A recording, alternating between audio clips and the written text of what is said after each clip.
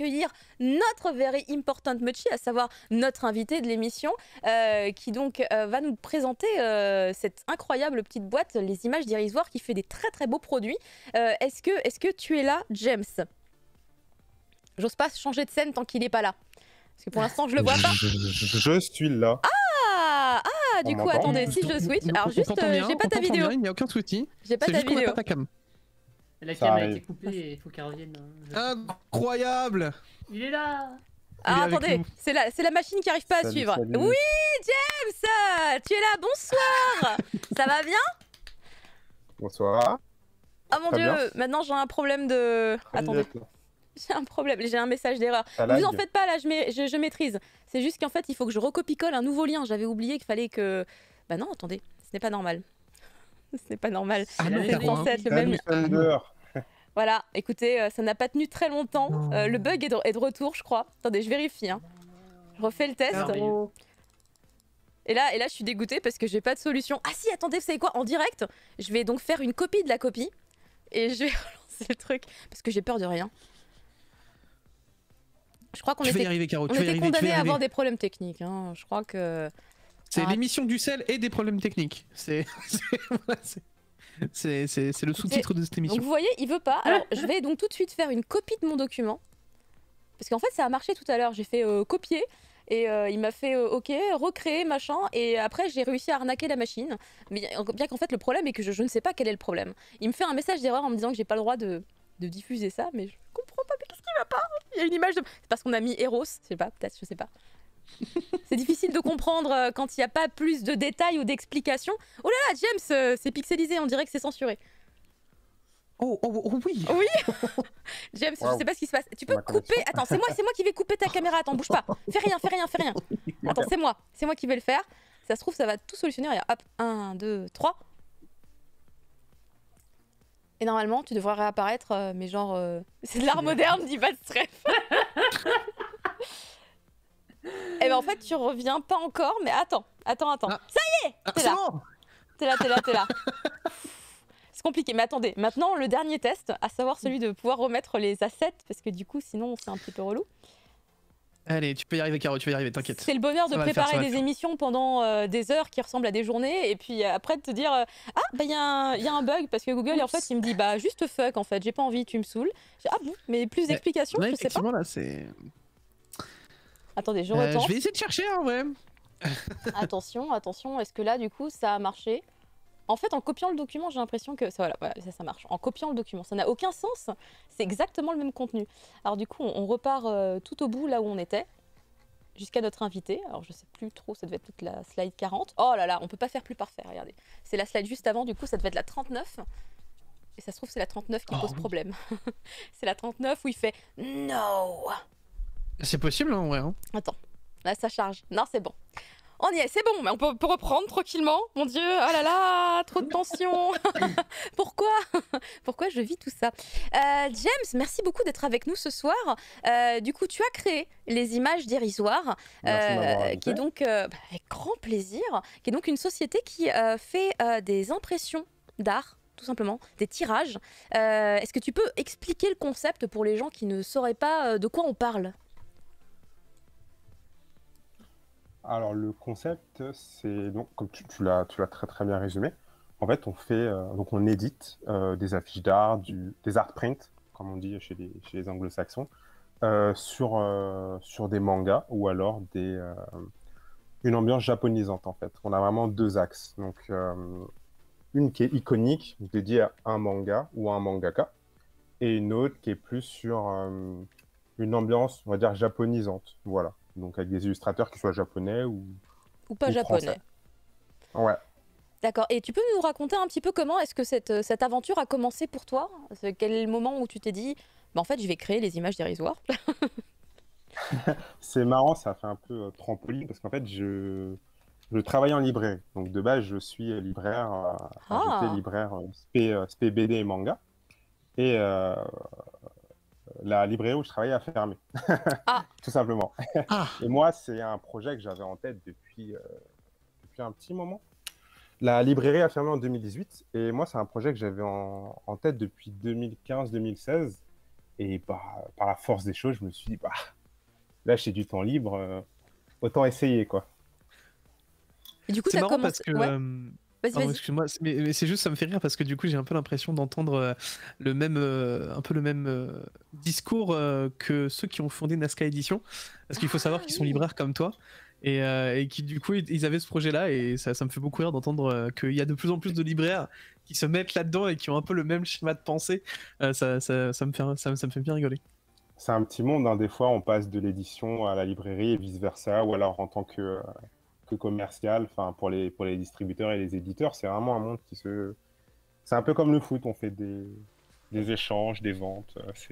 Puis Nazca voilà. Édition qu'on recevra bientôt d'ailleurs dans le Cri du Mochi aussi, d'ici quelques semaines. Ils passeront également... Comment, pardon? Ce teasing. Bah oui, bah écoute, on en parle, je me dis, c'est impeccable, oh là là, parfait, allez, go. Comme ça, je suis pas là, Caro, fais attention. Hein. Bah écoute, si c'est la semaine prochaine, on fait comment? Oui, pardon, vas-y, James. Avec la création de la maison d'édition, je disais, ça me trottait dans la tête depuis 2015. En fait, dans la librairie où je bossais, elle était sur 2 niveaux, donc elle était vraiment très grande.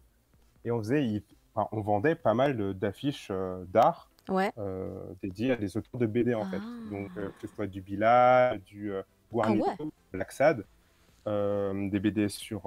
Enfin, des affiches sur Torga, enfin vraiment tout un univers BD qui était bien développé, bien implanté, qui marchait bien, il y avait une grosse demande. Et moi, je me suis dit, c'est intéressant, j'adorais vendre de l'image, j'aime beaucoup le graphisme, tout ce qui est graphique. Et c'est lors de mon premier voyage au Japon en 2015 où ce qui m'a motivé à aller au Japon, c'est parce qu'il y avait des grosses promos, mais aussi il y avait l'exposition dédiée à Naruto. Et de voir pour la première fois de ma vie des planches originales de manga, je me suis dit, waouh, c'est extraordinaire. Et voilà, c'est les petites graines qui ont commencé à germer à ce moment-là, quoi. Et du coup, justement, tu as commencé par quoi quand tu t'es dit, ça y est, allez, c'est parti, on y va, on lance le truc? Est-ce que tu as commencé justement par une licence ou est-ce que tu as commencé par des illustrations avec des artistes?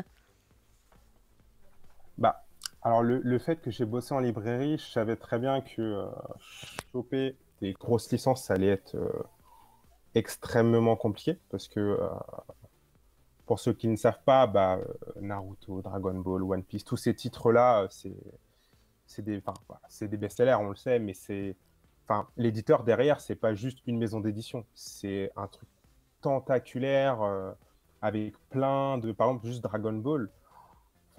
Il doit y avoir tellement de personnes qui gèrent, que ce soit le département juste pour les textiles, tout ce qui va être adaptation, jeux vidéo, c'est tentaculaire.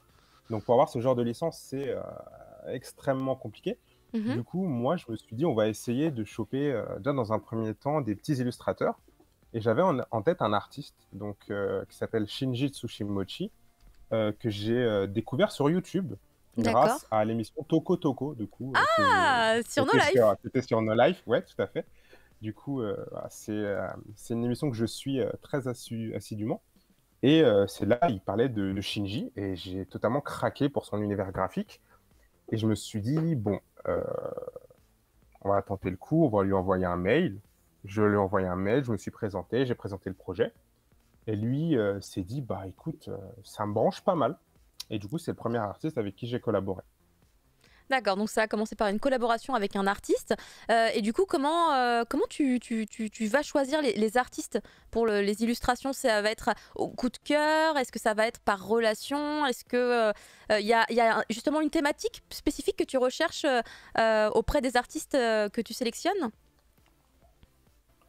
Alors, ça c'est vraiment subjectif, ça va être au coup de cœur. Du coup, Shinji, moi, j'ai vraiment adoré son travail. On est entre la BD franco-belge et le côté un peu estampe japonaise. Parce que lui, il est très fan de Hokusai, comme moi, et fan aussi de Tintin et de Mobius. Donc, oui ça se voit un peu dans son dessin. Ouais, c'est un fan de Tintin. Je trouve que dans ses personnages, il y a un petit côté ligne claire qu'on trouve dans Spirou, Astérix et autres. Et du coup, non, c'est ça qui m'a plu. Après, effectivement, je me répète, mais c'est très, très subjectif. Moi, ce qui est très important, c'est d'avoir une vision du Japon un peu authentique. Donc, Shinji, étant japonais, c'était parfait. C'était garanti. Mais des artistes... ouais, voilà. Mais il y a des artistes comme Atelier Sendo, avec qui j'ai collaboré, qui ont une vision du Japon que je trouve extraordinaire parce qu'ils ont fait énormément d'allers-retours au Japon sur des plus ou moins longues périodes. Ils ont été bien sûr à Tokyo, mais aussi dans des petites campagnes. Enfin, voilà, ils ont une vision du Japon qui est propre à eux et qui est fascinante et très intéressante. Et ça se ressent dans leurs dessins. Donc, c'était très, très, très intéressant de travailler avec eux, sachant que j'étais un grand fan de leur BD Onibi. Oui, pour ceux qui ne connaissent pas, voilà. Atelier Sento fait des BD où ils racontent un peu leur quotidien quand ils ont vécu au Japon, et c'est hyper cool, hyper détaillé, avec des plans, si je me trompe pas, il y a des plans de genre de l'appartement où qu'ils louaient, etc.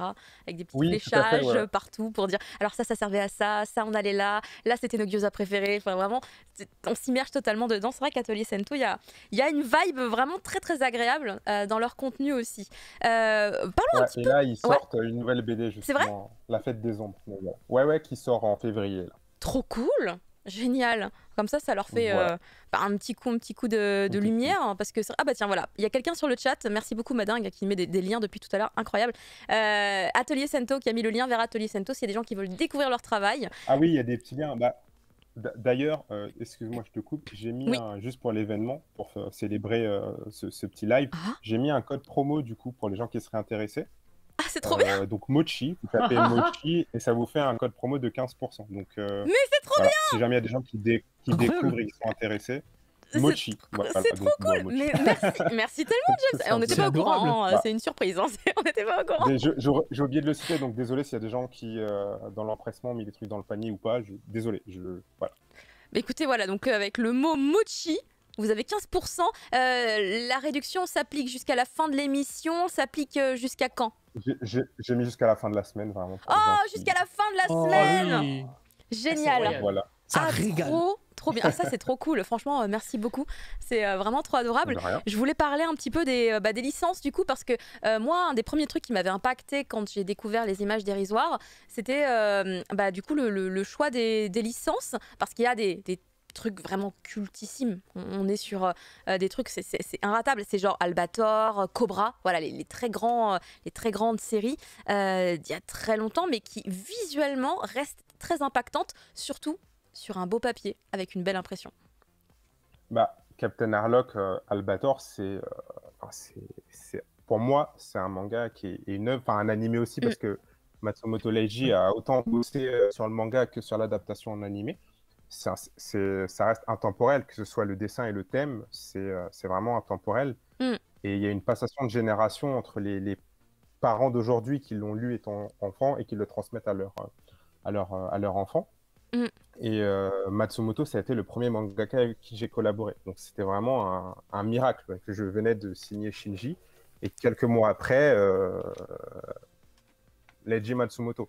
Du coup, c'est fait par une suite d'événements. C'était vraiment, je réinsiste dessus, c'était vraiment un peu de chance qu'il venait à Paris à l'occasion d'un événement, à l'époque où il y en avait. Un événement, c'est ça, un autre monde, un événement à la Maison de la Culture du Japon. Ça se la pète. Un événement à la Maison à la Culture. Ça fait tellement longtemps les événements que j'oublie le nom de la Maison de la Culture du Japon. Voilà, c'est ça. Ah oui, on est à ce stade-là, ça y est. Voilà. Et du coup, il était venu et moi, j'ai joué un peu de mes contacts pour obtenir les coordonnées de l'agent de Matsumoto. Et pareil, je me suis j'ai vendu le projet. Et Matsumoto, ayant un gros passif avec la France, a dit why not? Et ça s'est fait comme ça, tout simplement. Donc, aussi simplement que ça. Quand tu dis un gros passif avec la France, c'est-à-dire? Alors, je développe. Tous les fans savent que c'est un passionné d'aviation et d'aérospatiale, vraiment. D'ailleurs, son frère est dans la NASA japonaise. Ah ouais. Ça, je savais pas. Donc, lui, c'est un peu sacrifié pour permettre à son frère de faire les études nécessaires, parce qu'il vient pas d'une famille. Il vient d'une famille modeste, en fait. Et il a beaucoup de frères et sœurs. Et en fait, son père a été formé par un formateur français d'aviation. Mais non. Okay. Ouais, donc voilà. Et ses ancêtres, déjà qui apparemment ils descendent d'une famille de samouraïs. Oh là, attends. Certains de ses ancêtres ont été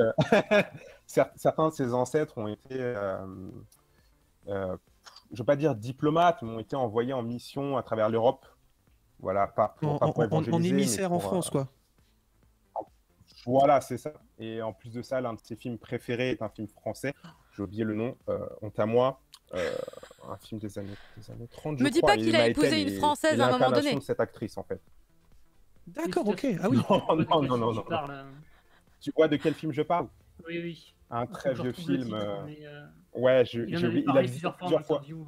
Oui, il a visité plusieurs fois le château où se passe ce film. Donc, il a un passif avec la France qui est très, très important. Du coup, on va dire qu'il était plus en confiance, on va dire.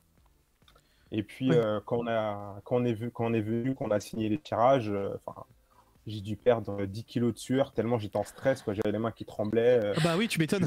Je faisais tomber les stylos. Enfin, c'était incroyable, vraiment incroyable. C'est ton premier gros client, donc j'imagine que tu ne devais pas être serein. Totalement, non. J'avais qu'un artiste. Et Cobra, c'est Marianne de ma jeunesse. Merci. Ah oui. Voilà. Et le chat est très fort. Bravo le chat. Donne le nom aussi en France avec le film L'Atlantis de ma jeunesse. Exactement. Voilà. Donc. Je répète, mais un gros passif avec la France.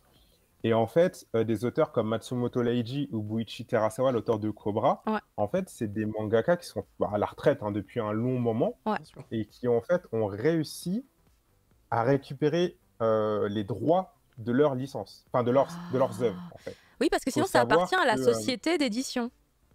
Exactement, c'est ça. Par exemple, moi je veux faire un manga, je veux voir la Shueisha, la Kodansha, et je leur dis voilà, je voudrais faire ce manga. Ils me disent ok, pas de souci, tu as gagné un concours, on va essayer de te sérialiser. Et du coup, mon manga, en fait, mes personnages, c'est moi qui les ai dessinés, certes, mais ne m'appartiennent pas à 100%. Ils appartiennent à la maison d'édition.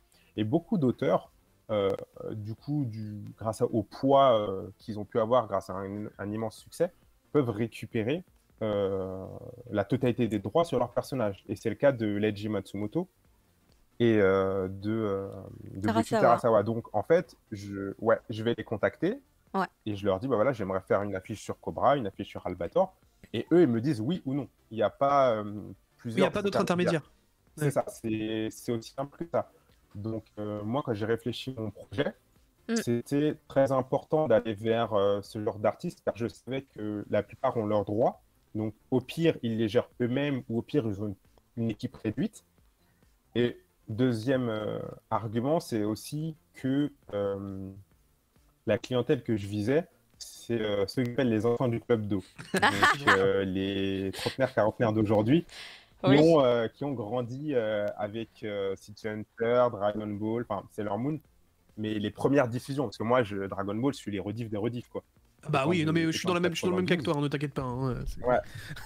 Et du coup, c'est un peu vous les pionniers du manga, parce qu'il y en a beaucoup qui travaillent et qui ont travaillé à faire ce que le manga est aujourd'hui, en fait. Donc, c'est vous qui avez la plus forte nostalgie, vous avez des enfants, donc il y a une espèce de passation. Voilà, je fais découvrir à mon enfant City Hunter, Albator, et du coup, le flambeau est passé. Et du coup, pour moi, c'était important d'avoir ce genre de licence-là, en fait, parce que ça allait plus parler à des gens de cette génération, quoi, qui ont digéré le manga, qui ont un chez eux, un foyer, qui se disent, bah voilà, moi, c'est vrai qu'Albator, j'adore ça, si je peux avoir une affiche signée, et la placer dans mon bureau ou dans ma pièce de vie, je le fais, quoi. Donc, dans un premier temps, c'est eux, mais...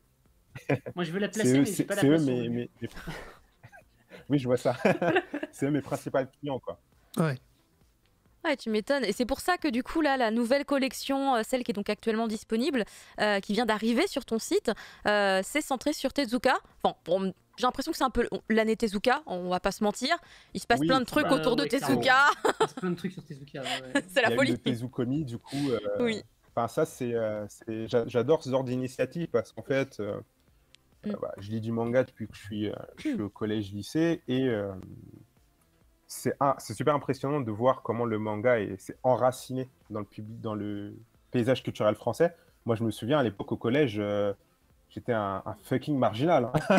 À lire Negima et Death Note, c'était le mec bizarre, quoi. C'était ma vie aussi. J'étais trop marginal aussi. Monsieur Incroyable. Marino Suzuki sur son banc.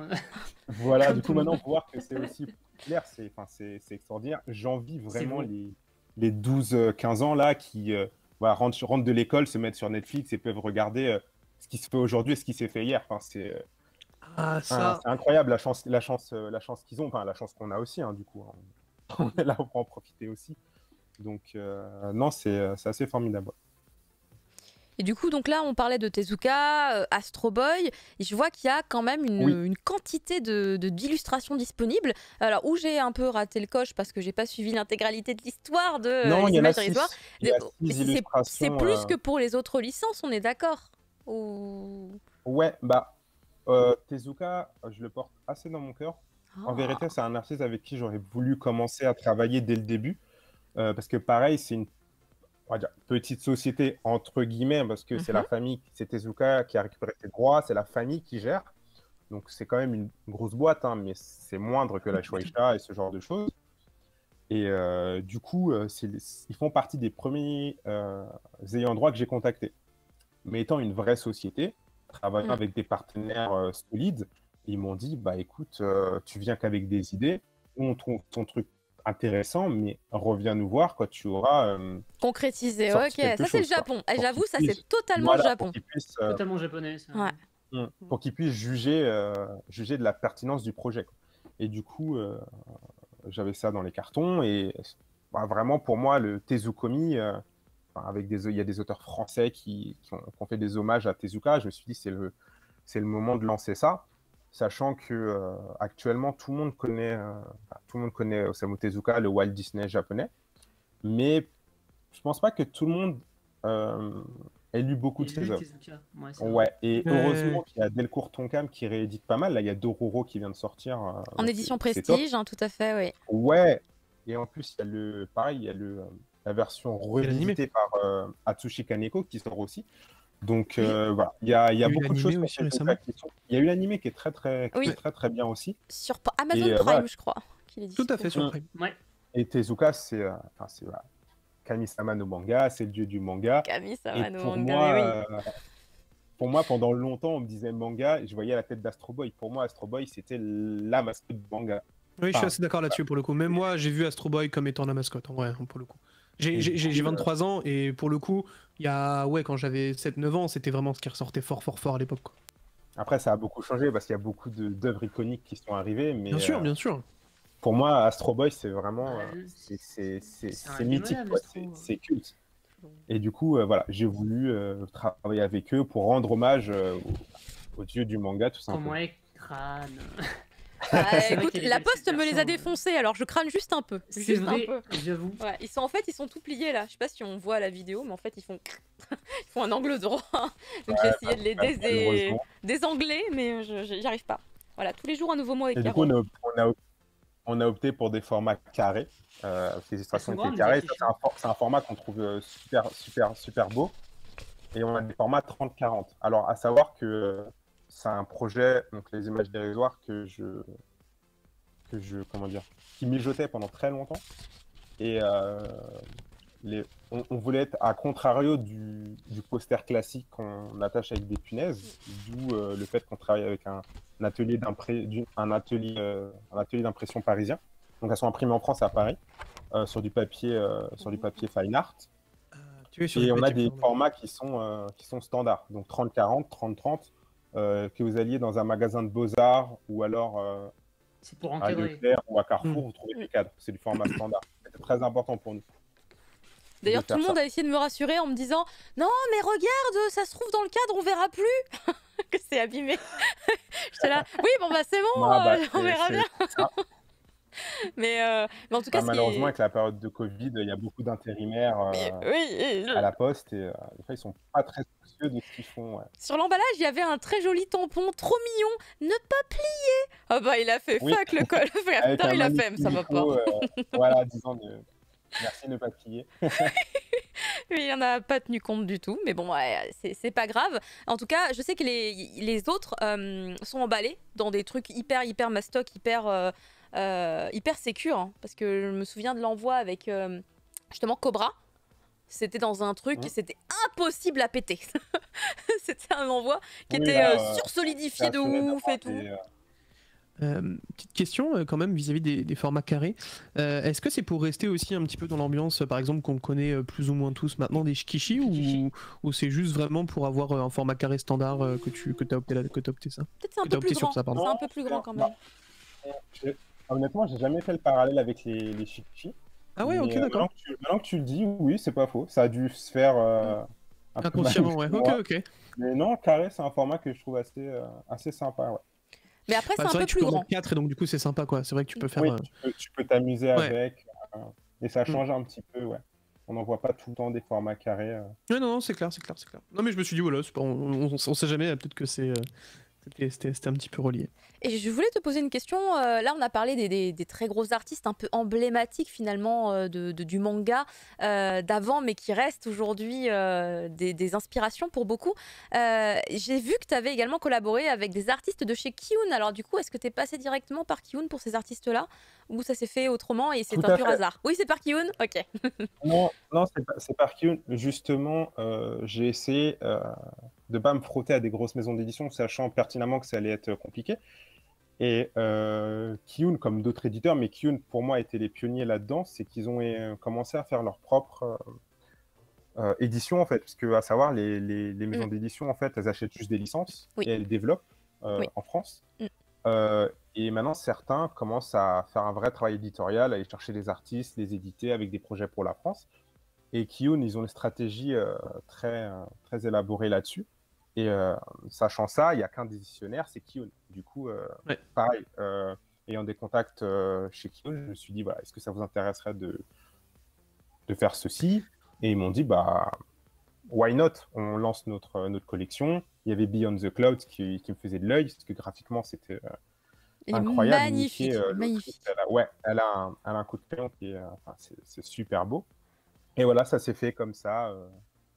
On va dire simplement, j'ai demandé, j'avais déjà des projets, en fait, du coup j'ai pu les montrer, ils ont pu voir la qualité, et derrière, tout le monde était gagnant, moi ça me faisait un nouveau projet, et eux ça mettait en lumière leur série sous un autre jour, on va dire. D'ailleurs, je crois avoir vu, je crois, Radiant aussi, donc ça veut dire que tu traites directement aussi avec Ankama?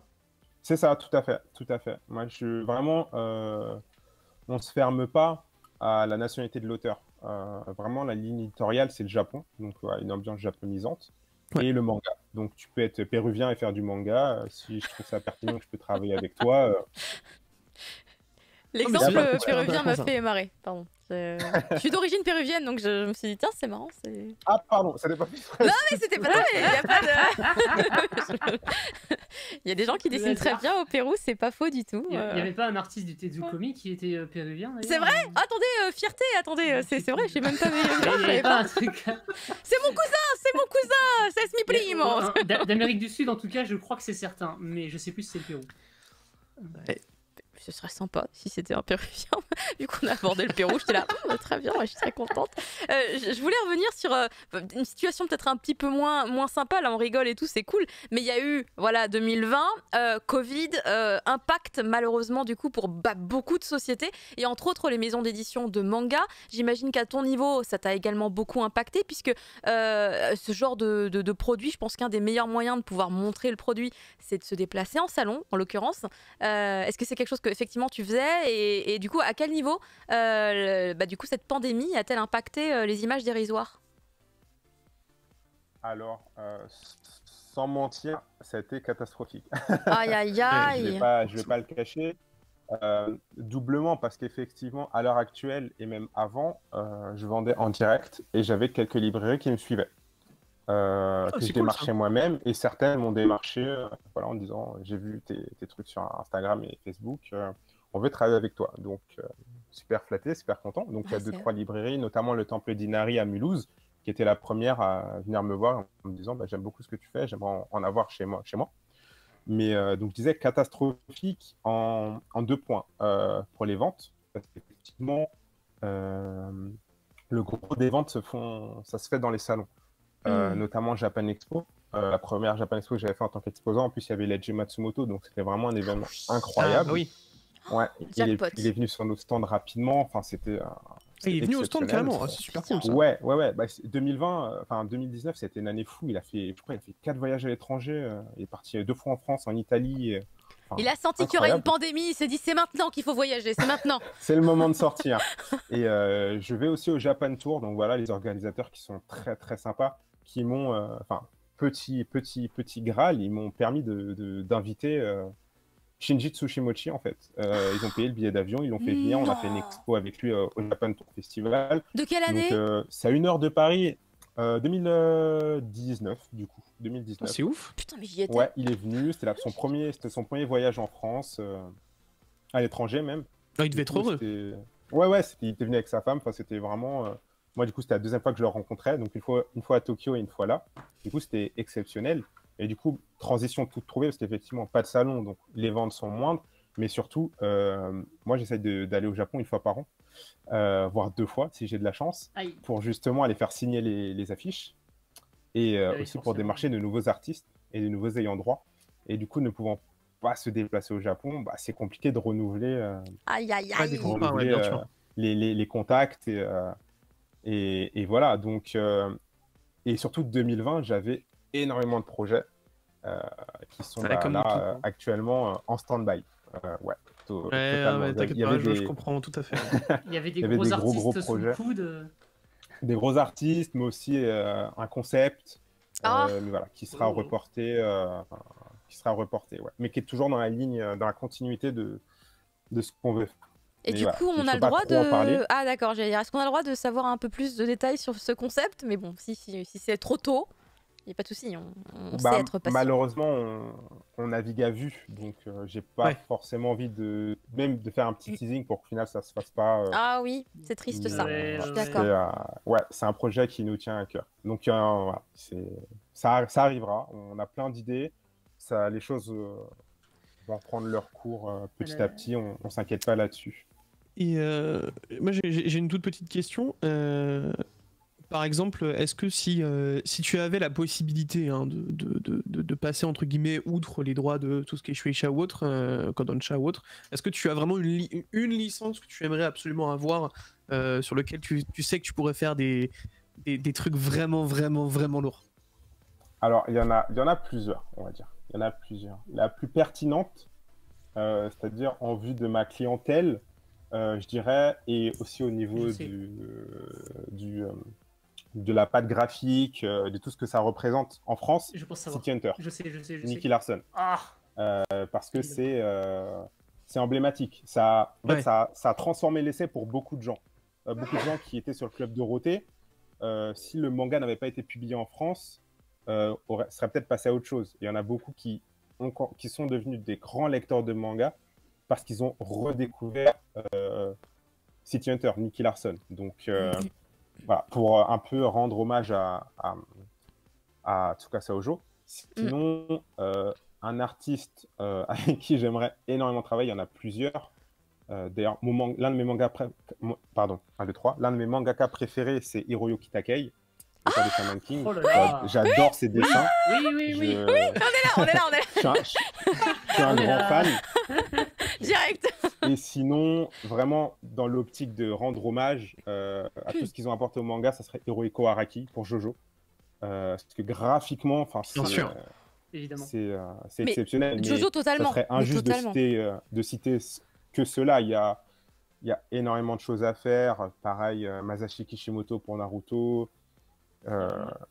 Kentaro Miura pour Berserk. Enfin voilà, il y a. Perso, je pense à celui-là. Ah, effectivement, Gonagai, ça serait aussi. Gonagai, c'est merveilleux. Pour les fans de trucs un peu pervers. Il était là la même année que Matsumoto en plus. Ouais, je me suis dit, est-ce qu'il y avait moyen que tu aies pu le voir, que tu lui parlais en 2019, soit fait, tu vois. On a été en discussion. On a été en discussion, justement. Mais dès que je peux reprendre les valises pour aller à Tokyo. Je crois que nous sommes tous dans la même situation. Surtout que Gonagai, en plus, on sait qu'il a déjà que ses droits, ils sont à lui, quoi. Gonagai, il a tout. C'est Go Dynamic, ça. Dynamic, voilà. Dynamic, tout à fait. Mais voilà, là, j'en ai cité vraiment 2 cœurs, mais celui qui serait la top priorité, et auquel j'ai déjà pris un râteau malheureusement, ça serait... ah, j'oublie son nom. J'ai un trou, il est le nom de la série, le nom de la série. Gegege no Kitaro. Ah, Mizuki, parce que je suis un immense fan des yokai. J'adore ça. Ah, c'est trop bien. C'est ce qui m'a un peu mis dans le manga aussi, parce que j'adorais tout ce qui était contes et légendes, et les yokai, ça fourmille de... Les yokai, c'est extraordinaire. C'est vraiment génial. Autant donc, je sais que c'est une licence qui est extrêmement culte au Japon, mais du coup je me rendais pas compte qu'il puisse y avoir un impact, en tout cas pour le public français. J'avais pas l'impression que c'était un truc qui avait été trop moins chez nous par rapport à d'autres séries. On a eu en 2018, mais... ouais, alors, mais tu vois, peut-être qu'elle pas... elle a moins d'impact. Ouais. Peut-être qu'elle a moins d'impact, mais moi, c'est un auteur qui m'a vraiment marqué. Je prends peut-être le temps de 2 minutes de parler de lui. Enfin, c'est un artiste qui a été enrôlé de force dans l'armée impériale japonaise, qui a fait la guerre bien malgré lui, et qui a perdu son bras droit, le bras avec lequel il dessinait. Ouais, le bras avec lequel il a fait le bras avec lequel il a fait les beaux-arts de Tokyo. Et il est revenu au Japon et il a tout redessiné du bras gauche. Et il a fait Gegege no Kitaro et d'autres œuvres. Donc c'est vraiment un artiste pour moi qui...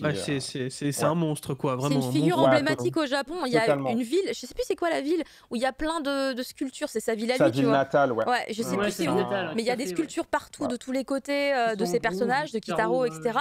Et il y a même des dramas, des tonnes de trucs. Il y a eu un drama ou un film, je sais plus, sur sa femme, puisque du coup, évidemment, c'est un grand artiste, machin et tout. Mais il y avait également du coup ce film qui était centré sur sa femme, qui du coup était finalement un peu une héroïne aussi, car elle l'a énormément soutenue dans ses choix et elle était là pour l'appuyer et l'aider, parce qu'il y a eu plein de moments évidemment pas cool, comme tu en as un peu parlé, il a perdu un bras. C'est pas forcément le meilleur plan quand tu es un artiste. Du coup, sa femme a apparemment joué un grand rôle également dans sa capacité à pouvoir continuer là-dedans. Donc non, vraiment, c'est vrai qu'on a un héros. On a pour ambition... c'est une vraie légende. On a pour ambition de faire de l'art avec du manga, et on s'est dit, c'est vrai qu'il est important de commencer avec le début, entre guillemets, on va dire, c'est-à-dire avec Tezuka et ses contemporains, que ce soit Ishinomori ou Mizuki. Donc, pour un peu leur rendre hommage, ça serait, on aimerait beaucoup travailler avec ce genre d'artistes. Moi, je peux te trouver des clients si tu mets un peu de Takeuchi aussi. Ça, c'est leur moon et tout, là. J'en connais, rien que dans les chroniqueurs, j'en connais. Bien entendu. Et après, on s'attaque à son mari aussi. On a tout compris. C'est les bons plans. T'as vraiment envie d'attaquer son mari? Je suis pas sûr. Hein. Il aura juste à dédicacer. Les dessins sont déjà faits. Juste à dédicacer. Oh là, c'est bien, t'auras une lettre, maximum. À Kanji, dans 20 ans, qui sait, peut-être. Peut-être que dans 20 ans, tu feras son fils. Peut-être qu'un de leurs enfants sera mangaka, tu sais pas, et ce sera un phénomène et tout. C'est lui qui terminera. Ouais, c'est ce que j'avais dit. Son fils qu'on aura à la fin. Je l'ai dit plein de fois. C'est son fils qui terminera la série. Et c'est là qu'en fait, il a pas de fils. Mais c'est pas grave, ce sera la fille. L'émission du sel, on le rappelle, c'est l'émission du sel aujourd'hui, messieurs, dames. Totalement. Non, c'est cool, tous ces noms, ça fait rêver. Ça fait rêver de se dire qu'on pourrait les avoir dans des belles illustrations, qu'on puisse encadrer, qu'on puisse être fier d'avoir à la maison. Parce que c'est vrai que c'est un beau produit. Du coup, on peut pas trop le constater à l'image, hein, mais peut-être si vous entendez le bruit qui fait le papier. Vous voyez que c'est un papier imprimé sur du dur. Ouais. Le papier fine art, c'est un super beau dur. papier. Hein, et il y a bien évidemment, vous avez le petit sticker qui brille, qui montre que vous avez bien un produit bien officiel, etc. Oui, la certification. Voilà, tout à fait. Du coup, alors après moi c'est un peu des termes techniques parce que j'ai un peu bossé dans tout ce qui était impression, colorimétrie, espace des couleurs et autres. Pourquoi tu as pris ce papier justement, ce papier fine art, alors que j'en sais rien, peut-être que t'aurais peut-être plus parti sur un papier couché avec un peu plus de brillance ou des trucs comme ça pour peut-être être un peu plus tape à l'œil, je sais pas. C'est quoi qui t'a orienté vraiment sur ce choix du papier fine art? Alors, je reviens à ce que je disais tout à l'heure, quand je bossais en librairie, c'est un papier qu'un éditeur, état de stock, qui fait beaucoup de Corto Maltese et de Black Sad, utilisait en fait. Et c'était notre fournisseur, donc moi, quand je me suis lancé, j'ai pu pas mal discuter avec lui, il a été d'une aide vraiment précieuse. Et après, en discutant aussi avec l'imprimeur, c'est eux qui m'ont recommandé ce papier. Là, on est sur un papier italien de marque Fredigoni. Après, vous avez plein de papiers, vous avez les Allemands qui sont très très doués aussi. Ouais. Voilà, j'ai vraiment choisi ce papier italien parce que les premiers papiers qu'on a utilisés, en fait, c'était un papier qui était texturé, en fait. Ok. Qui avait une espèce de grain, comme du papier à canson. Et Nikkei, et que ce soit Shinji, en fait, ils ont un dessin qui est fait à la fois en tradi et à la fois en numérique, vraiment pour Shinji et Nikkei. Mais c'est un peu trompe-l'œil, on a vraiment l'impression que tout le dessin est fait de façon tradi. Et le côté un peu papier canson, je vulgarise, hein, papier canson, donne un peu un aspect dessin, comme si qu'on était au plus proche Oui, t'as cet d'un aspect un peu plus original, en fait. graphique qui ressort. Ouais, je vois ce que tu veux dire. C'est Oui, ça, tout à fait, tout à fait. tout à fait, que juste un papier C'est couché vrai. ou mat ou brillant. Et pareil pour les Matsumoto qu'on a. On a été vraiment, parce qu'on avait un choix qui était pharaonique, hein. Mais j'ai choisi plutôt de faire des reproductions de peinture. Même Ouais. si sur ces peintures, il y a je vais dire des défauts, mais c'est pas vraiment des défauts. Mais voilà, comme ça, on est vraiment plus proche du dessin. Je trouve ça intéressant. Étant fan de graphique et d'image, c'est ce qui me plaisait le plus. Pareil pour les TK, les formats carrés. Bon après, c'est l'époque qui veut ça aussi, mais il y a un côté très tradi, un peu vintage, très rétro Oui, bien sûr. que j'appréciais énormément. Ouais. Ok, ok. Pardon, désolé, c'est moi qui suis parti sur une question un peu. Ah non, non, non, technique, mais, merci d'avoir posé la question. c'est ultra intéressant. Non, c'est intéressant, ça mais peut moi me faire j'aurais pas pu la poser rebondir, parce que j'y connais pas assez grand chose en termes de Ah, papier. clairement. Non, mais ça me fait rebondir sur le pourquoi des images dérisoires. Parce que du coup, les images dérisoires, pour ceux qui ne le savent pas, c'est la traduction bête et méchante Manga de manga. Oui, en c'est fait. vrai. Donc C'est c'est un ça. terme qui a été inventé par un artiste que j'adore énormément, qui est Okusai. Donc c'est lui qui a inventé sûr. le terme manga pour images futiles, divertissantes. Donc il a créé trois recueils qui s'appelaient La Manga, où dedans c'était des croquis, des ébauches, des banalités. Et je trouvais que ça faisait une nom de maison d'édition très, très intéressante. Sachant que j'en reviens voilà, et ça c'est les moins de 15 ans ne le savent peut-être pas, mais quand le manga est arrivé en France, c'était pas la joie, quoi. Ça pervertissait la jeunesse et Nos petites têtes c'était pas blondes, bon comme pour disaient les gens à nos petites têtes l'antenne. blondes. Voilà. Donc C'était je trouvais que ça faisait hallucinant. un joli pied de nez d'appeler ça les images dérisoires et faire de l'art avec ça. Mais du coup, je suis intriguée. Là, tu maîtrises en fait le japonais? Tu t'as fait des études un peu Pas ou du tout. c'est... Non, d'accord. Juste Non, du tout. Non, il nous je suis balade en fait, vraiment hein, il nous balade là. Ouais, il me donne l'impression de maîtriser. J'ai oui, parce que vous Non, savez, je suis manga, les vraiment images pas- dérisoires. Non, je suis vraiment un grand passionné du Japon au sens large, hein, que ce soit dans sa société contemporaine, que ce soit l'art graphique japonais, les mangas, la pop culture, le jeu vidéo. Voilà, et c'est un pays que j'apprécie, une culture que j'apprécie énormément, ouais. D'autant plus qu'en France, Ouais. il y a une espèce de lien mutuel qui se fait, une espèce de fascination plutôt mutuelle qui se fait entre le Japon et la France. On peut être fan du Japon sans avoir lu un seul manga et juste aimer la musique ou la gastronomie, parce qu'on a des points communs en France-Japon. Je le disais, mais ils ont une forte industrie du cinéma, de la musique, la bande dessinée. Il n'y a pas beaucoup de pays qui sont un berceau de la bande dessinée. Donc c'est des passerelles, en fait, tout simplement. Très bien. D'accord, d'accord. Et je voulais revenir sur un truc on avait parlé un peu en off cet après-midi. Et en fait, tu nous racontais des trucs assez rigolos que tu avais pu vivre en convention, vous savez, cette époque, ce qui était sympa. Quand on pouvait se mélanger nos miasmes avec les autres gens. Tu veux nous tuer, Caro, en fait. C'est ça, le soir. Le but, c'est que vraiment Et qu'on risquait pas de choper une maladie mondiale cette époque-là.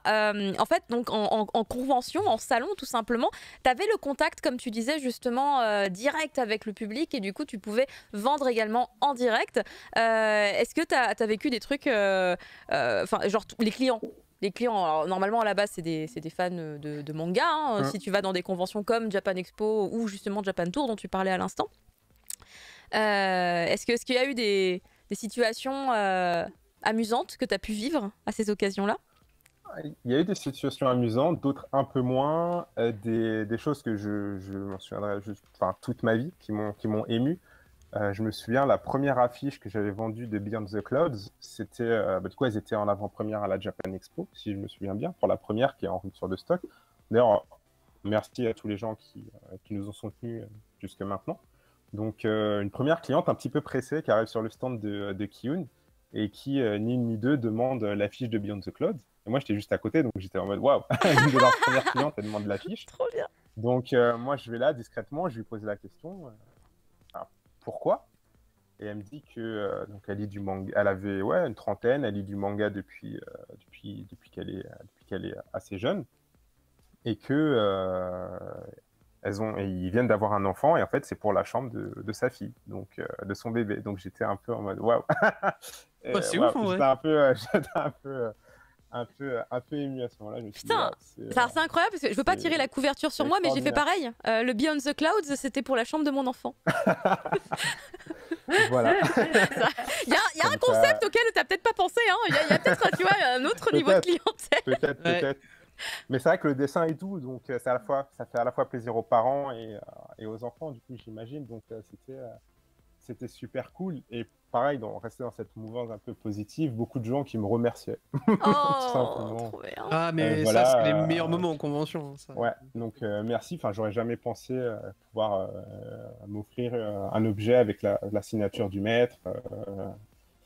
Voilà, donc c'était super appréciable, quoi. C'est ce genre d'anecdotes qui font bien plaisir. Puis il y a des gens qui comprenaient pas trop ce que tu vendais.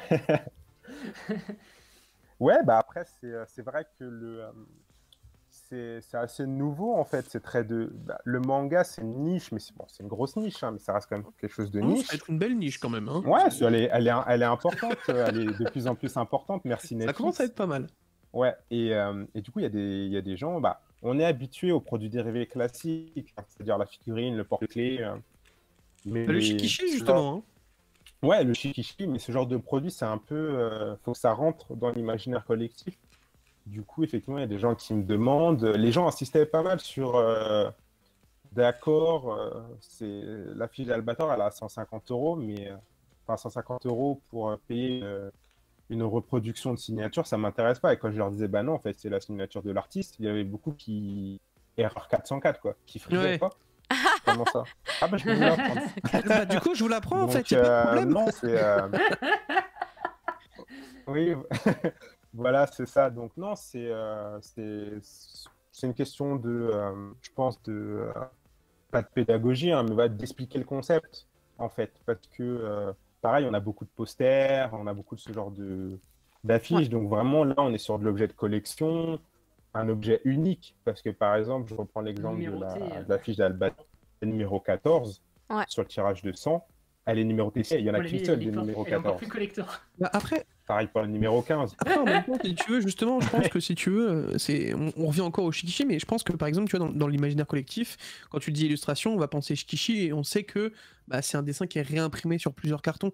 Donc, je pense que oui, effectivement, il y a un vrai travail de pédagogie à faire au global sur ce genre de trucs-là. Oui, il y a des amalgames qui se font. Ouais, c'est ça. Et donc du coup sur ce principe-là, toi, donc en gros, tu basais en gros la diffusion, on va dire, de cette connaissance uniquement sur tes salons, ou c'est vraiment inclus dans ta communication au global autour de l'entreprise, ou vraiment tu laisses plus ou moins le bouche à oreille se faire, ou c'est vraiment quelque chose pour toi qui est central, quoi. Non, le bouche à oreille, c'est très utile. Hein. Ça a même sauvé des mangas comme Jojo ou Yotsuba. Hein. Ouais, il faut jamais sous-estimer le bouche à oreille. Donc il y a ça déjà. Et donc, les forceurs derrière. En salon, ça fait des. Il est grave forceur. Donc ça fait des échos en fait. On en parle. Mais il y a surtout, oui, j'en discute énormément sur mes réseaux sociaux et en salon. C'est très important d'expliquer aux gens le concept que c'est pas juste un simple poster, que la signature est authentique, qu'elle est réelle, quand le tirage est signé. Quand il est numéroté aussi, voilà, donc il y a tant de numéros et tout. Donc non, c'est très important d'expliquer, on essaye de communiquer là-dessus. Je suis seul dans la maison d'édition, donc voilà, j'essaie de vraiment tout faire au mieux. Mais non, pour nous, il est très très important de faire un focus là-dessus et d'expliquer aux gens. Mais de toute façon, les gens comprennent très très vite, hein. Ça, c'est indéniable, ouais. Du coup, là, on est sur la collection Astro Boy parce que je pense qu'effectivement, stratégiquement, c'était une bonne idée, hein, vu tout ce qui se passe autour de Tezuka.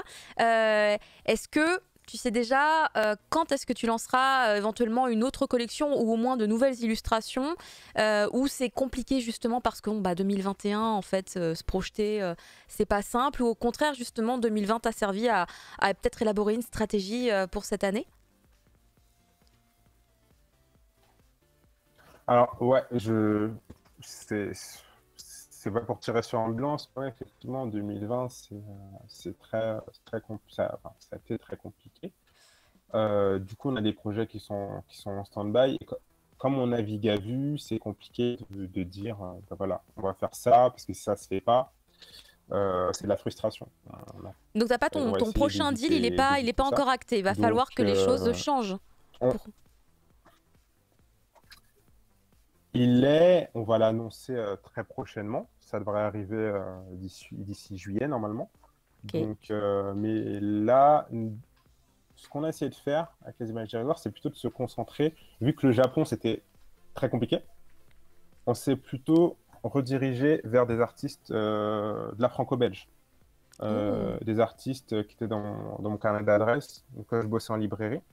On a notamment pu faire une création originale. Ça, c'était un de mes grands délires, d'un de mes grands kiffs, c'était de pouvoir faire, voilà, dire à un artiste que j'aime beaucoup, bah ouais, j'ai ça en tête, j'aimerais une illustration dans cette ambiance-là, est-ce que tu peux me la faire? Et on en a fait une avec Amélie Fléchet, donc une artiste, vraiment une artiste française incroyable, une autrice de BD, qui a fait Les Guerrières Bergères, donc que je recommande. Bergère guerrière, oui, trop bien. C'est une BD jeunesse que je recommande même aux adultes, hein. Moi, elle est dans ma bibliothèque, j'adore. Et elle nous a fait une illustration avec une espèce de parade de yokai. Et pareil, tout s'est vendu en 4 jours. Donc là, ce qu'on va essayer de faire, c'est de proposer à des artistes issus de la franco-belge qui ont une sympathie ou des influences japonisantes, on va dire, de collaborer avec nous. Mais c'est un peu plus compliqué parce qu'ils ont des projets BD et autres, mais ça, c'est ce qu'on va essayer de faire beaucoup en 2021. Donc, on s'excuse d'avance d'annoncer des projets un peu comme Nintendo, voilà, dans 2 mois, il y a ça qui sort. Mais on navigue un peu, on navigue un peu à vue. Ouais, voilà, on navigue un peu à vue. Mais voilà, pour beaucoup, 2020 était très très compliqué et pour d'autres encore plus. Oui, et nous, effectivement, on avait tout un planning qui était organisé. À Japan Expo, il y avait des grands noms avec qui on aimait collaborer. Et du coup, tout a été mis en stand-by. Mais là, on va essayer de revenir en 2021 plus fort et toujours proposer que ce soit des titres, des licences fortes et d'autres moins connus, juste avec un graphisme qui me plaît et je pense plairont aux amoureux du manga et du Japon. Et du coup, j'y pense que maintenant, mais c'est de l'impression. C'est de l'impression. Est-ce que des formats différents, genre de la toile ou je sais pas qu'est-ce qui peut exister d'autre comme support, vraiment, est-ce que métal. On peut imprimer sur tout, hein. Est-ce qu'il y aurait envie de se diversifier sur les supports? Ouais, mais toi, tu payes vraiment les artistes. Toi, tu les payes. Toi, tu les payes, tu vois. C'est ça la différence. Tu peux marcher sur leur plate-bande. On n'est pas sur un marketplace, mais effectivement, alors sur des supports, je vais pas dire des supports fantaisistes, mais tout ce qui est Plexi, ça existait à une époque, hein. Il y avait j'ai oublié le nom de la maison d'édition, mais il y avait qui faisait des trucs très très beaux, mais justement qui étaient dans des formats, enfin voilà, fallait avoir de la place pour les poser chez soi, mais c'était vraiment magnifique ce qu'ils faisaient. Nous, on veut rester sur le papier. D'accord. Mais je comprends. Ouais. Par contre, là, on est sur de l'impression numérique qui est, enfin, c'est la Rossroll. Enfin, c'est mon imprimeur. J'ai passé un nombre incalculable d'heures chez eux avant de me lancer. Enfin, ils ont des Ferrari, quoi. Leurs machines, ils ont les machines et le savoir-faire, ils sont incroyables. Mais ce qui me plairait énormément, ce serait du coup de passer sur du tradi, donc faire de la sérigraphie. Ça, on se prive pas de le faire dans le futur. Oh là là. Donc, sérigraphie main. Waouh. Ah oui, mais là, c'est pas la même chose. Là. Artisanale. Mais surtout, voilà, c'est un projet qui est en stand-by. Je peux quand même en parler parce que c'est un truc qui me fait énormément plaisir. Mais ça serait de faire des vrais ukiyo. Donc pour le coup, une vraie gravure sur bois. Sérieusement? Ouais. Ah oui, donc tu veux pousser le truc vraiment loin dans tout ce qui est référence japonaise, quoi. Si on est à un stade où tu veux carrément utiliser même les techniques, quoi. C'est la ligne éditoriale. Nous, je le répète, on n'est pas fermé à la nationalité des gens. On ne veut pas bosser qu'avec des Japonais. Au contraire, Tony, c'est un auteur qu'on respecte énormément et je me trouve vraiment chanceux de pouvoir travailler avec lui, qu'il accepte de nous confier son travail, quoi. C'est incroyable. Mais effectivement, on aimerait pouvoir faire de l'ukiyo-e, parce que, de l'ukiyo, c'est quelque chose, c'est un truc artisanal qui est vraiment tu peux peut-être expliquer ce que c'est très spécifique, au même titre que la sérigraphie. Tu peux peut-être expliquer le principe, parce que je pense que alors, pas du je tout pense que tout le monde voit la vague d'Okusai. Oui. Donc en fait, l'ukiyo et tous les artistes de ce mouvement-là, en fait, faisaient des gravures sur bois. Donc en fait, à même le bois, ils gravaient leurs illustrations. Et après, ils passaient dessus. C'est un peu comme la sérigraphie, mais c'est de la gravure sur bois. Donc ils prennent les pigments un à un et ils font des passages. Donc si mon ciel il est bleu, je vais utiliser cette teinte-là pour la passer, faire mon dégradé. Donc c'est vraiment un travail de longue haleine. Faut vraiment être un maître pour faire ce genre de choses. Et ça, c'est quelque chose qu'on aimerait beaucoup faire, ouais. Notamment avec Shinji, avec son dessin qui s'y prête parfaitement. Ouais. C'est clair, ça donne donc en termes d'impressions différentes, c'est quelque chose qu'on aimerait faire, ouais. Et ce que je me demande, moi, perso, c'est avec ce concept qui, quand même, peut toucher à peu près n'importe qui, est-ce que ça peut se vendre ailleurs qu'en France? Est-ce que vous arrivez à vous exporter aux États-Unis, au Japon, avec ces artistes? Non, en Europe, pas mal. Donc, merci aux Allemands, aux Belges, pas mal d'Italiens aussi. Donc, vraiment, on voit les pays européens qui ont été touchés par le manga. Pareil, les Espagnols. Les Espagnols, il ne faut pas parler de Dragon Ball avec eux, hein, sinon vous en avez pour des heures. Ouais, j'allais dire les Espagnols. Non, mais vraiment, les Espagnols, c'est des malades de manga, hein, vraiment. Ils sont... comme les Italiens avec les robots. C'est des fous. Là, j'ai une anecdote qui me revient, mais je me souviens quand je travaillais en librairie, il y avait une Espagnole qui était venue et elle avait vu que j'avais un pins Dragon Ball, donc avec la boule à 4 étoiles. Oui. Elle a commencé à me parler en espagnol. Bon, j'ai compris qu'elle avait Dragon Ball, mais j'ai des étoiles dans ses yeux. Je lui ai dit, attends, j'ouvre le tiroir et je lui ai donné un badge, quoi. Et c'est limite, elle m'avait pas béni, quoi. Enfin, ah oui, on est à ce stade-là. Il y avait la lumière divine sur toi, mon Dieu. Non, et ils ont dû tous pleurer sur Dragon Ball Super. C'est ça. Non, ils sont... Non, donc en Europe, pas mal. Et j'ai 2-3 affiches qui ont été...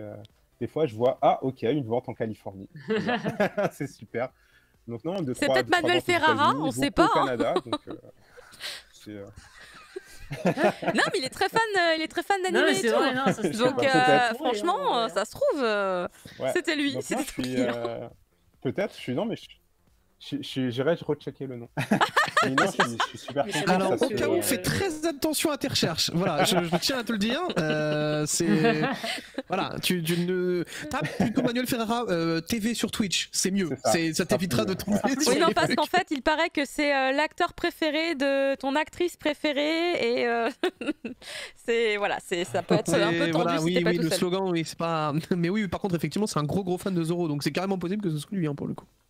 Donc non, on vend pas mal en Europe et principalement en France, hein, bien sûr, mais aussi dans les pays francophones, notamment la Belgique. Quoi. Ok. Ça m'étonne que le Japon prenne pas cette opportunité d'avoir justement des œuvres, des reproductions d'affiches de Matsumoto. Alors, en fait, au Japon, ça se fait. Hein. Il y a une maison d'édition, une galerie même, Artspace, qui avait exposé en France. Mais le problème avec le problème. Au Japon, en fait, tout ce qui est artisanal, je veux pas dire d'erreur, mais est considéré comme du luxe. En France, on fait la différence entre de l'artisanal et du luxe. Au Japon, le fait que quelqu'un répète à chaque fois le même geste, vraiment fait... Oui, c'est considéré comme du luxe. C'est vraiment considéré comme du luxe. Et les prix peuvent monter. Au Japon... une affiche comme le Matsumoto que j'ai faite, avec un autre procédé d'impression, c'est des fois minimum 500, 600, 700 euros. Ah oui. Forcément, à côté les 80 balles, t'es là. Alors, Ouais. on peut pas casser le marché de votre économie, hein, mais voilà. On est sur une autre. Par exemple, vous allez là, vous allez au jump dans un jump store. Enfin bon, plus maintenant, excusez-moi, mais dans le futur, vous alliez dans un jump store. Ça fait mal. Il y avait des, il y a des reproductions De planches, oui, tout à fait, j'en ai. en papier Ouais. en papier fine art. Mais donc il y a vraiment les repros de planches classiques à 1800, à 1000 yens ou 800 yens, et vous avez les repros encadrés qui là sont à 200, 300 euros sans signature, hein. Juste à 200, 300 euros. Donc au Japon, c'est un peu comme le DVD et le Blu-ray. On ne sait pas pourquoi, mais là-bas, si tu veux une série en Blu-ray, c'est 300 euros. Voilà. Donc Ouais, c'est vrai. Oh, Mais joli. ça, c'est pas 300 euros, ça c'est 80 yens, quoi. c'est ça. Il y a non, C'est c'est 800 yens, ça. ouais, c'est ça, 800 yens. Non, mais c'est une différence de prix, et ça a été assez problématique Ouh. au Japon parce que du coup, certaines maisons d'édition ayant droit en vendent à un certain prix et se sont dit, mais pourquoi je t'accorderai les droits d'une reproduction qui sera signée peut-être et Mhm. aussi vendue moins cher. Alors qu'un japonais passe sur mon site, hop, il peut la commander en fait. Donc ça a fait un peu Tu envoies dans le monde entier? J'essaye de pas envoyer au Japon, justement. Des fois, j'ai des clauses où je peux pas envoyer au Japon. D'accord, ok. Ouais, donc il y a certaines affiches qui sont exclusivement pour le territoire français. Donc si Ah oui, jamais d'accord, un carrément, jour il ok. n'y a plus la pandémie et qu'il y a des Japonais, genre à Japan Expo, qui viennent sur ton stand, c'est pas ta faute. Ah, là, ils peuvent venir. Je veux dire, C'est Oui, parce ta que c'est faute. vendu sur le français, donc... c'est ça. Faut leur Au en bout d'un parler. moment- au bout d'un venez en moment, je France, peux pas on a des empêcher. trucs signés Matsumoto. Bah oui, je peux pas empêcher un fan. Enfin, je veux dire, comme moi, je vais au Japon à Mandarake, le dernier Bien craquage sûr. que j'ai fait, c'était un duel disque hors de prix Oh, de Yu-Gi-Oh! incroyable. Et la première série Oui, de duel, Oh, la de folie. Incroyable. DM. Je veux dire, le mec au marketing et les droits, ils sont pas dit non, on va pas vendre à des étrangers, il faut que ce soit qu'au Japon. T'imagines le Ouais, bordel? bien sûr. Enfin, donc non, c'est pas effectivement à Japan Expo, il y a beaucoup de Japonais qui viennent. Oui. Donc non, s'ils viennent et qu'ils voient mes produits, je vais pas dire non, désolé. Enfin, vous êtes là. T'es là, Profitez, prends quoi. 80 Donc balles. ça, prends, c'est vas-y. ouais, c'est un argument qui est très compliqué des fois à négocier avec des ayants droit. Mm. C'est soit on l'a pas fait chez nous, ils sont en mode oh, on l'a pas fait ça. Merde. Est-ce qu'on le ferait pas? Est-ce qu'on le ferait pas? Merci pour Et, l'idée, d'autres- c'était Ouais, sympa. C'est ça. Et d'autres qui se disent ouais, mais on le fait.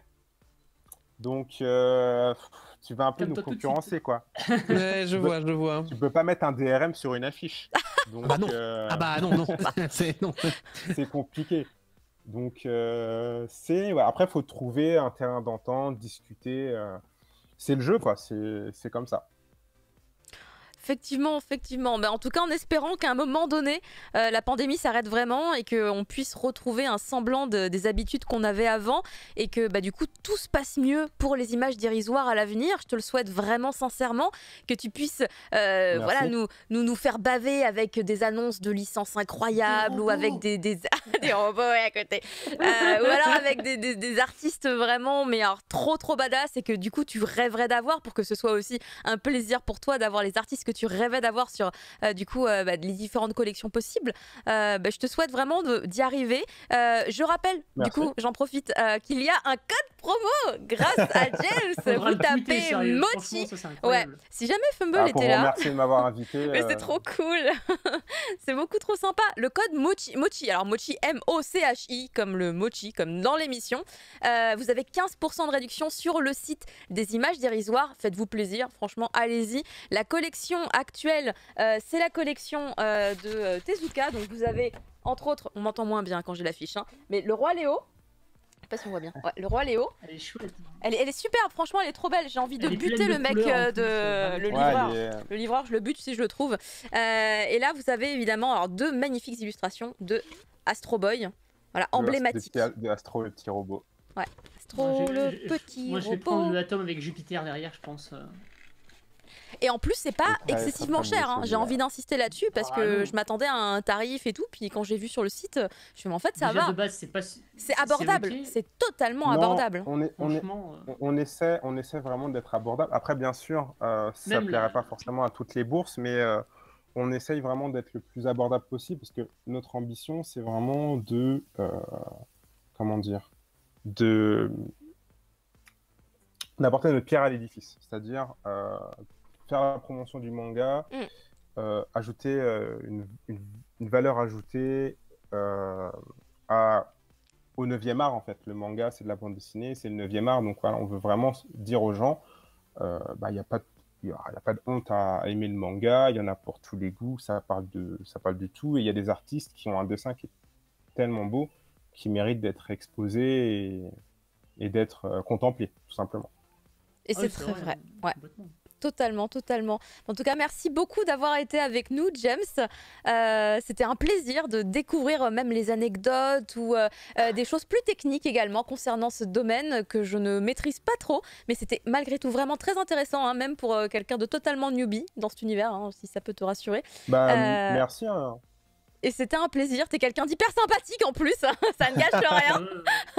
J'ai passé un super moment. Même si des gens veulent envoyer des MP, généralement on répond. Si les gens ont des questions sur les tirages, on répond. Tiens, j'ai une question technique. Sur les images dérisoires, tu as le choix entre les affiches d'art et les estampes pigmentaires. Du coup, c'est quoi une estampe pigmentaire? Alors, c'est l'impression qui est différente en fait. C'est-à-dire que sur les estampes pigmentaires, on est sur une impression qui fait que, je vulgarise, hein, mais qui fait que comme si l'encre était encore déposée. Donc, si jamais tu as l'occasion, si tu en as une et si tu les vois, tu vas avoir comme une impression de relief avec l'encre, en fait. Du coup, c'est un procédé technique différent, ce qui fait que c'est des fois un peu plus cher en fonction du nombre de couleurs utilisées. Oui, je pensais à la version affiche d'art et la version estampe est beaucoup plus chère en fait. Ouais, c'est par rapport au. C'est un autre procédé. Ça va être comme la sérigraphie qui est fait main, en fait. Donc, pour vulgariser encore une fois, on va dire que l'estampe pigmentaire, c'est l'équivalent de la sérigraphie mais en impression numérique. Super. Donc, on a ce côté un peu relief des pigments. D'accord, encore une question technique. Voilà.